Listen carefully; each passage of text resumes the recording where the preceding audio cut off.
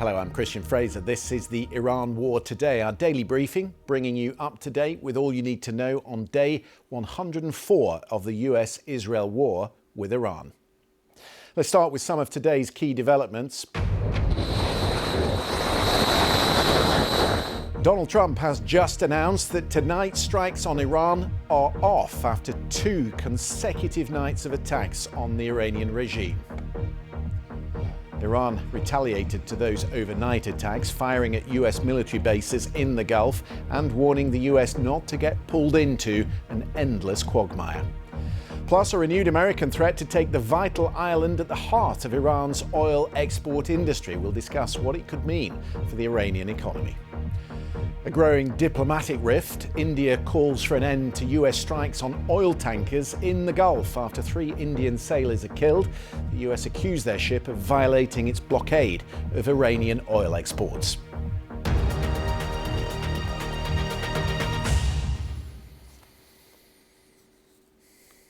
So, the president had this morning said the US will hit Iran very hard tonight, and he threatened in that social media posting to take Karg Island, which handles roughly 90% of Iran's crude exports.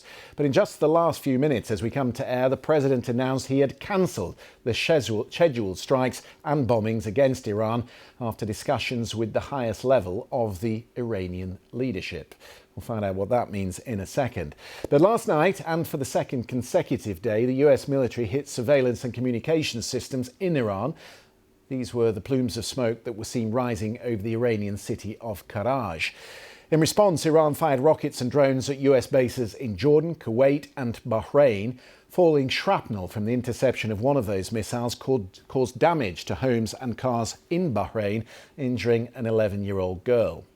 In a phone interview with Fox News, Trump later questioned whether the American public had the appetite for a concerted battle to take Karg Island. There would be significant risks involved in such a ground operation, but the White House believes it would totally bankrupt the IRGC. Well, let's bring in then BBC Persian's Giagol, who is in the newsroom. Breaking news in the last few minutes. The third night of attacks, which we were expecting, suddenly called off. What do you make of that? Well, I think at this point of time, what we are hearing, Christian, from Iranian side, they say they will not leave any attacks unanswered. And I think the President Trump also threatening taking Karg Island. As you said, 90% of Iranian crude oil are being exported from that island. Iranian major oil terminals are located in this island, which is around 15 miles from the coast of main coast of Iran. It is very strategic location for Iran. If the US in any ways be able to take over this island, most definitely it could have a severe consequences for Iran, but as it will be very difficult to do that. Iranian commanders are vowing that they will retaliate, and if the war continue, if the US resume the war, they will escalate the conflict beyond the region. But one thing is what we are hearing from Iran, it seems there are a different opinion amongst the Iranian decision makers. The Iranian leaders and those Revolutionary Guards commander who are aligned with the supreme leader, they talk about continue holding the ground, demanding more point from the US, and also pushing US out of the region. But for example, just a couple of days ago, we heard from Iranian President Pezeshkian. He said he criticized the state television for selectively choosing excerpt from Iranian former supreme leader who was advising them not to negotiate with the US, not to trust the US. He said it was then he himself ordered the government to negotiate and take out the country from this state of no war, no peace. And I think the government is extremely worried about the current condition of economy, the economy facing serious problem. The currency is, there is a crisis, and also the imminent war. It could affect the economy much worse, make it much worse than it is at this point of time. Let me just read you the statement we've just had from Donald Trump, which I've just received. Based on the discussions with the Islamic Republic of Iran at the highest level of the Iranian leadership, I have approved as President of the United States cancelling the scheduled strikes and bombings against Iran this evening. Discussions and final points have been, in both concept and great detail, approved by all parties involved, including the United States, Israel, Saudi Arabia, UAE, Qatar, Turkey, Pakistan, Bahrain, Kuwait, Jordan, Egypt and others. The naval blockade will remain in full force, he adds, and effect until this transaction is finalised. Time and place of the signing to be announced shortly, which is where we were at the beginning of the week, Gia, before these consecutive nights of strikes. He was talking up the chance of a breakthrough on this memorandum of understanding. Now he is suggesting that they're almost there again. Exactly. I think at this point of time, we know that also Iranian, despite retaliating and attacking U.S. bases and interests in the region, they have opened the diplomatic channel. They say, Iranian officials say, they are in talk with the U.S. via mediators. And even they have said, just yesterday, one of the Iranian ambassador to UN said they are working on finalizing this agreement. But it seems both sides, they really don't want to go back to war. And they have been in talk.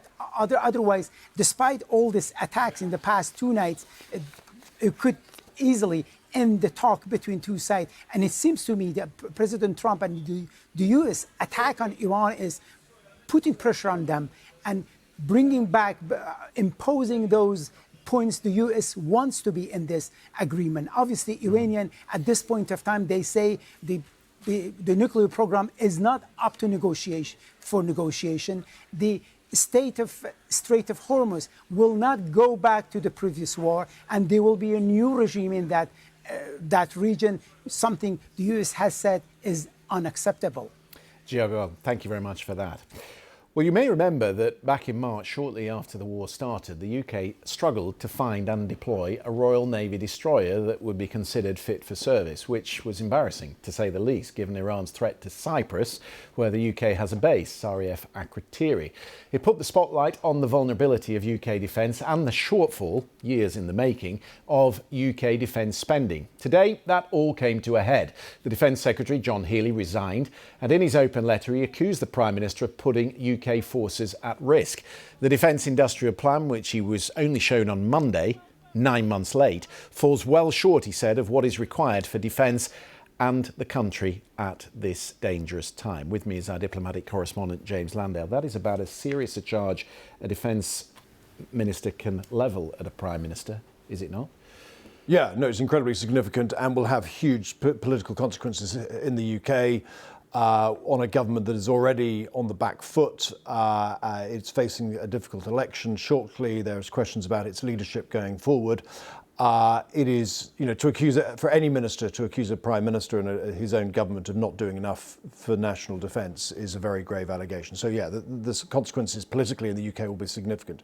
I think the global sort of international consequences are equally grave because, yes, many countries are struggling with defence spending. This is not a unique problem. But I think the UK's allies and adversaries alike will be looking at what's going on here and they will be drawing their own conclusions about whether or not the UK is actually serious about being the kind of defence and security player that it was in times past. Because the Prime Minister has made big play on the international stage of the role the UK will play. He did it at the Munich Security Conference, as John Healey says in this letter. And he has made commitments to the Ukrainians, to the Norwegians, to the rest of the NATO family, which, on the evidence of what is put in this letter, he's not meeting. That's the key point. Yes, the government has shown leadership in terms of leading a lot of support in the European group for Ukraine.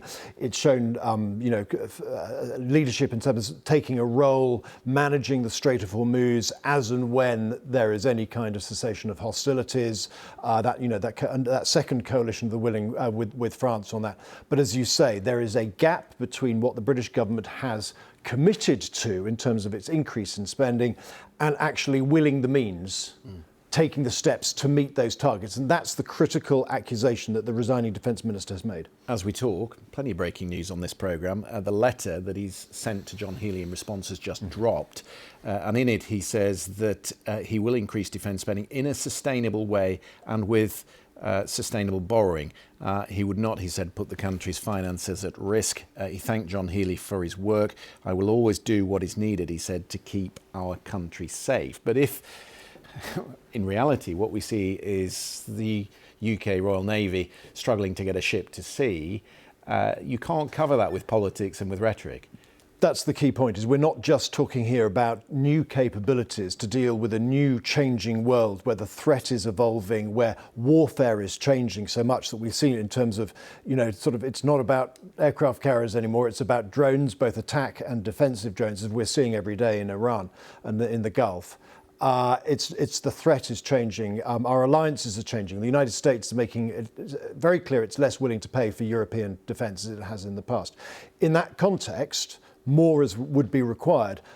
The accusation that John Healey, the resigning minister, is making is that we're not even committing to maintain our existing requirements and our needs, as you say, evidenced by the fact that the Navy struggled to get a ship out to defend Cyprus at the beginning of this military operation. James, thank you for that. Well, let's return then, shall we, to those latest lines that we've just had since the programme started. The US President announcing that he is cancelling the scheduled bombings against Iran this evening, which he had previewed on social media earlier in the day. He says he's doing that after discussions with the highest level of the Iranian leadership. He's written on social media that discussions and final parts regarding a deal with Iran have been, in both concept and great detail, approved by all parties involved. Time and place for the signing to be announced shortly. What do we make of that then? Let's go to Washington, speak to our Chief North America correspondent, Gary O'Donoghue. The President's position, you have to put it bluntly, Gary, oscillates from hour to hour. Yes, it does. And there's a live debate here in the US, in Washington, about whether there's that's a flip-flop, or it's a sort of flip-flop that he goes through, or whether this is some sort of tactical, strategic positioning, keeping people guessing, making himself unpredictable, that kind of thing. It's possible that is it, to build pressure. It doesn't seem to have worked over the last, 104 days in many ways on this regime. But we'll see. I mean, we've had the promise of this deal being about to happen for weeks now.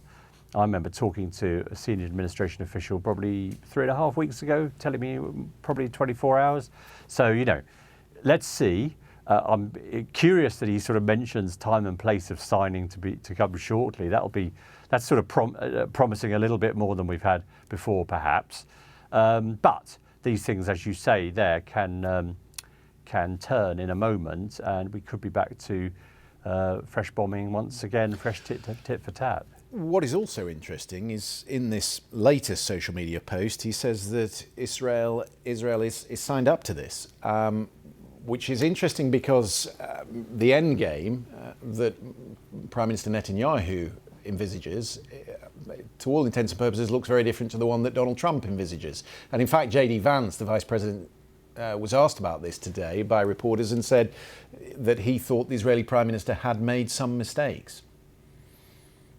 Yeah, and of course this message doesn't mention Lebanon at all, which Iran regards as part and parcel of the same war, and which the US and Israel obviously see differently. So let's see how this is reflected in the messaging from Tehran. But certainly they will resist any idea that they could come to a deal with the US without Israel agreeing to take some steps in Lebanon and to either withdraw or to stop bombing Beirut, etc. So there are a whole load of questions that are raised by a significant lack of detail in what he's just said. Gary O'Donoghue in Washington, thank you for that. A busy edition. Whether you are joining us on YouTube, TikTok, Sounds Radio or TV, thank you for your time. We'll be back at the same time tomorrow with another edition of the Iran War Today.